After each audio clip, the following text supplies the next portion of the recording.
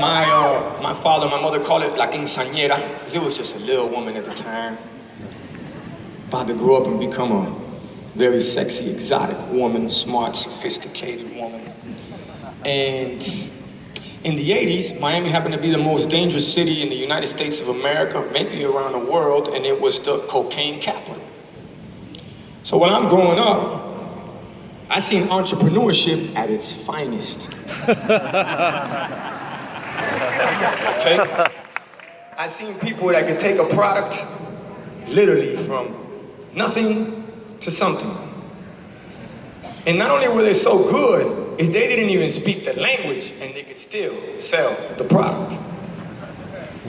So as I'm watching this growing up, you know, these are guys that I'm going, wow, these are guys you start to idolize. These are things you start to see. Well, by the age of 5, my father starts taking me to these bars in Little Havana, which the bars were actually restaurants. At that time, I could actually go get my mother a pack of cigarettes without a problem, or order my father a drink in the neighborhood. And they would throw me on top of the bar, and my father would make me recite Jose Marti poems.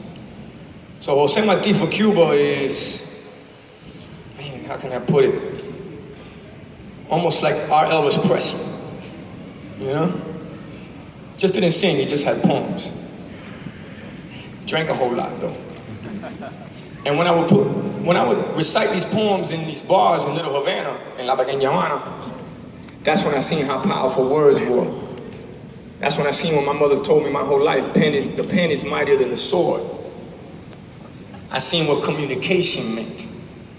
Because I was speaking to people about freedom, about opportunity, about everything they just went through, leaving everything that they know to come to a country that they don't know, don't understand, but all they know is one thing. They got the fuck out of that country.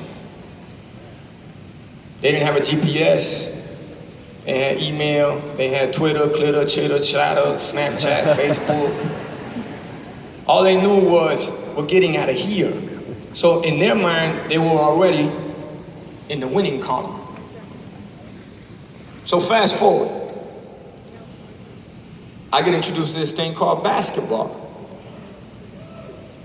And basketball taught me discipline, taught me teamwork, taught me the harder I work, the more I practice, the better I get, coincidentally, right? And I got a chance to take that and apply it to when I got into the music business. Now, a lot of these things come from, I told you, from the younger days of entrepreneurships when I was involved in extracurricular activities. Which I'm gonna get to that part, by the way. So when I got to the music business, and I figured out that I could play with words, I had already been through about 25 schools, God knows how many neighborhoods, how many cultures I've been around, which is what, it was such a true blessing because it gave me a chance to adapt to any environment. Any environment. And growing up in Miami, Miami's a melting pot. It taught me how to play with words, communicate with folks through music, and I get introduced to, well, first of all, ironically, didn't graduate high school, hardly went to school, but it was a teacher that changed my life. The teacher's name happens to be Hope Martinez. Hope Martinez. And Hope is the one that gives me an invitation to a video shoot from, it was DMX at the time, this was about 97, so DMX is the hottest thing in hip hop, you know. I go to this video shoot and I got a good friend of mine, Nicaraguan, off the chain. I mean, buddy got a mouth on him for days. He'll step to anybody and he can instigate any situation. So he goes to DMX and he's like, I got this Chico, man, that he don't see y'all and he'll out-rap y'all and do this and do that. And mind you, I'm an extra in the video eating a peanut butter jelly sandwich, playing dice in the back. I'm thinking, what the fuck is he doing right now? We about to get in some real trouble. Well, it worked out.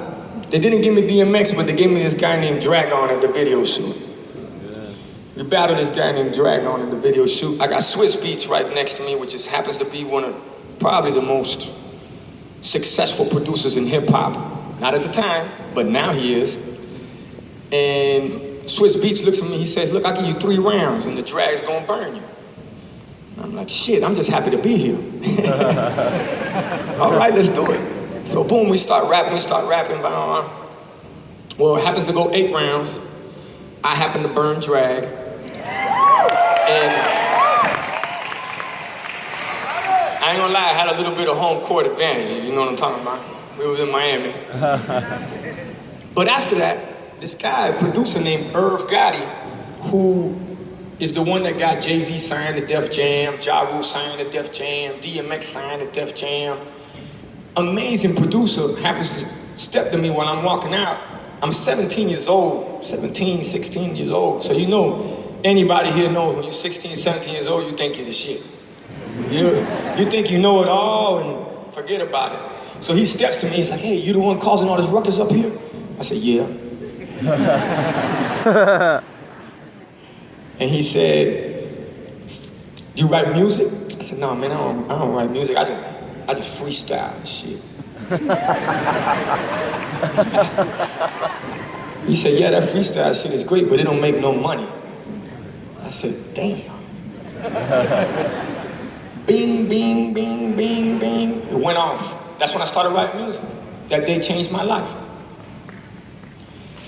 And I got an opportunity after that.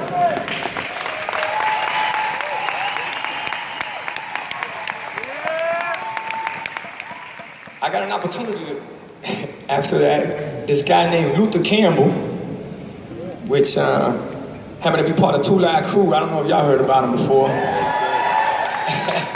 Gave me an opportunity to go on tour with him, heard about everything that went down with the rap battle, and he puts me in front of 10,000 people in North Carolina, in Charlotte, North Kakalaki. And I'm nervous, folks.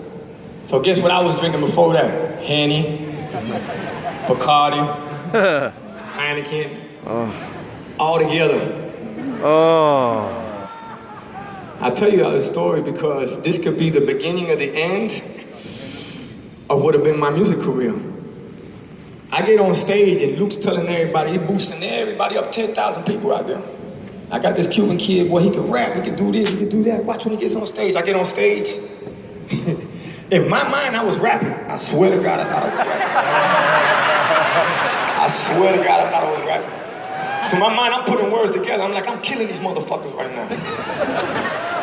Shit. What came out was this. And the more I thought I was rapping, the louder I get.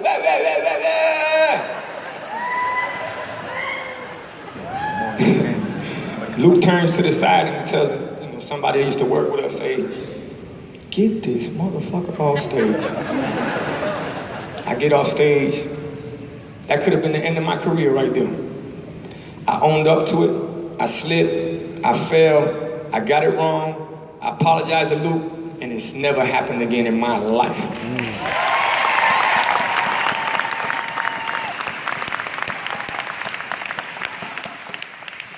And that's the reason that I take the time to have these kind of conversations. Because through music, folks, there's a lot of messages that I try to get out. Some may get it, some may not. In music, like it's life, you either hear or you listen. There's a big difference between those two. And when people gave me the opportunity, such as Bill Zanka and Tony Robbins said, hey man, I'd love for you to start speaking to people. I said, man, I'd love to. And I go, what do you really want me to do? And he said, man, just tell me your story. So to be up here, I'm hoping that one way or another, you understand that there's nothing perfect about me. There's nothing perfect about what we do. And every day I wake up to a no. Every day I wake up to a you can't. Every day I wake up to you won't. I wake up to you don't. You ain't as good as you used to be. That record ain't what it was. You ain't shit. And you gotta constantly get up, focus, believe in yourself and say, motherfucker, let's rumble, let's ride, let's fight.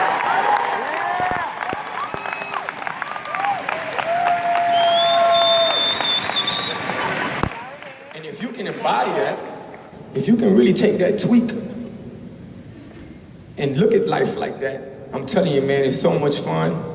There's nothing like that challenge, because as much as we work so hard, I always say, work hard, to work harder, to work smarter, to play harder. You gotta have fun, you gotta enjoy it, that's the therapy, right? Guys, it doesn't matter what we acquire in life. Properties, money, cars, jewelry, great dinners. You can't take none of that shit with you at the end of the day. The pharaohs of Egypt already figured that part out. When they tried to take that shit with them, they got robbed. And I promise you, they were smarter than us. I mean, they built pyramids that we still haven't figured out. And they built mazes on the way to their tombs, and they still got robbed. So all I'm trying to tell you is this: enjoy the ride, live life, don't let life live you. Play the game, don't let the game play you. Okay? And now there's this other beautiful thing right now called technology. All right? Utilize technology, don't let technology use you. All right?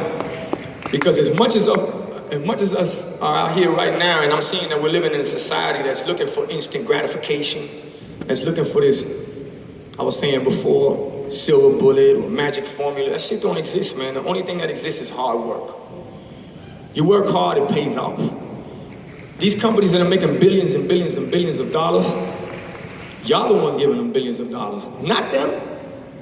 They ain't figured shit out, other than the fact that they gave y'all a new dope. That's it. And if people were to step to these companies and they were to look at different ways on how to, because you know what I really love about these situations is that everybody runs around and says, oh, we really want to help the human race, and we really want to help people by what? By robbing our fucking privacy? By taking everything that we do and then utilizing it against us to be able to sell off to advertisers? We got to look at this.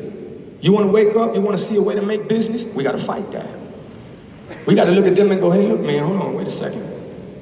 How much is my life really worth to what you guys got going on right now? I have this conversation, why? Because on social media, folks, I don't even know what it is to get on social media. All I know what it is to put out good messages on social media.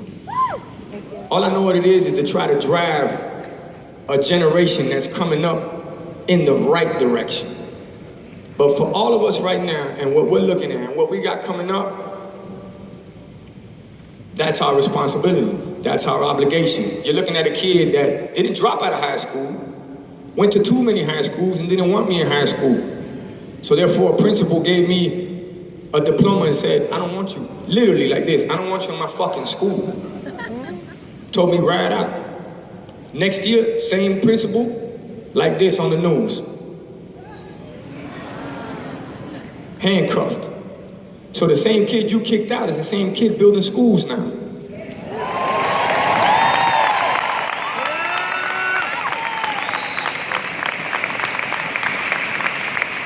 Same kid you didn't believe in is the same kid that's trying to help the kids that need it the most. And when I sit up here and have these conversations with you folks, is because I look at it in a way that is, it's crazy to me. I'm not religious, okay? I believe in God, that's for sure, okay? Y como siempre, gracias a Dios que estoy aquí mismo ahora mismo. I mean, thank God I'm here right now.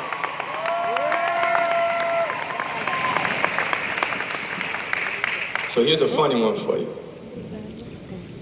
But what's one of the most famous stories in the Bible? Shit. Moses. Adam and Eve. Adam and Eve. What did Eve bite? Look at your fucking phone right now. Play with it. I never thought about it. Folks, on that side of things. On another note, before I get into having a good time and performing for you guys,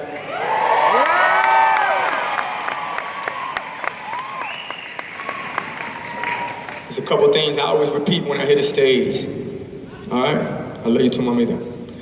Is there's no losing, only learning. okay? There's no failure, only opportunities. And there's no problems, only solutions.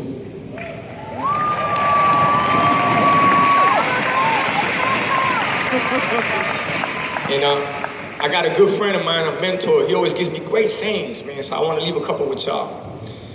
One of them is,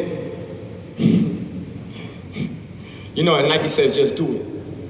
I agree, just do it. So, you know, I had to put the Pitbull remix on it. I'm like, just fucking do it. Don't overthink it, don't nothing, just step into it and ride out, no? But he tells me all the time, we're building the plane while we're flying it. Building the plane while we're flying it. Think about that. A lot of folks want to have everything figured out while you're getting into something. Bullshit, doesn't exist. It's always changing on you. You have a plan, never plans out. Ironically, it plans out. I don't know how it works, but it does. You just got to step into it. Another one that he gave me, and that's the one I'm gonna leave y'all with, is, I told him one day, I say, you know what's crazy, man? It's true what they say, money doesn't buy happiness. He said, nah, money does buy happiness. You just gotta give it away.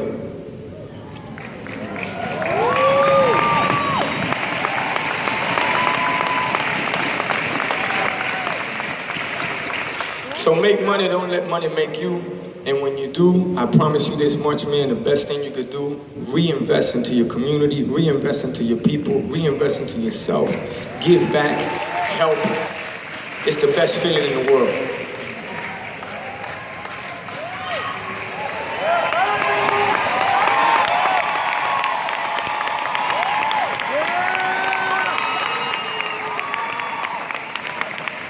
And funny story before I ride out, since Magic Johnson's here tonight, or today, I say. And what an honor to be here with Magic Johnson. So me playing ball, what's the one thing anybody playing basketball, what you want to do? You want to get to the NBA, right? Obviously, I missed that shit by about 1 foot and 5 inches, by far.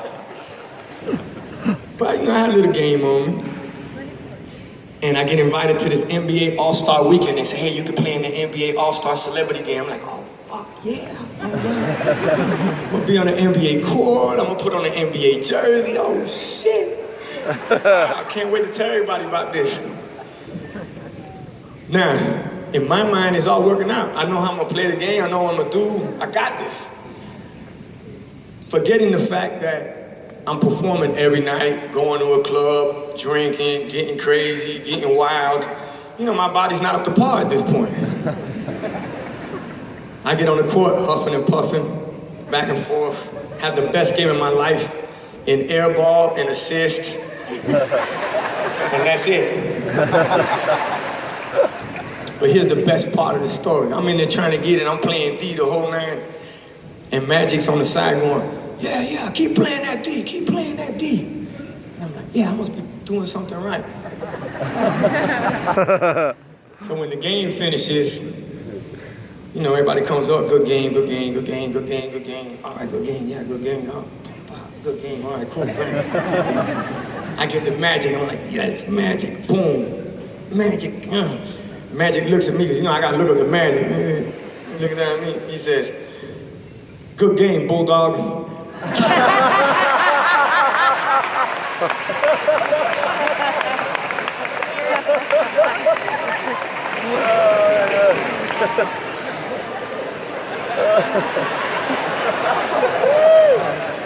One of the best days of my life, to be honest with you.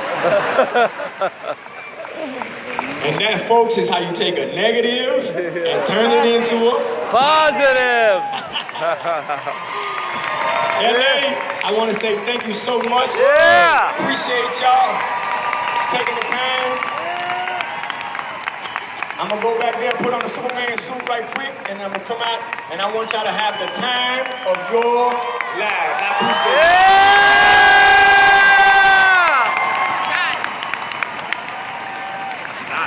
it. Ladies and gentlemen, stay tuned. Pitbull will be right back.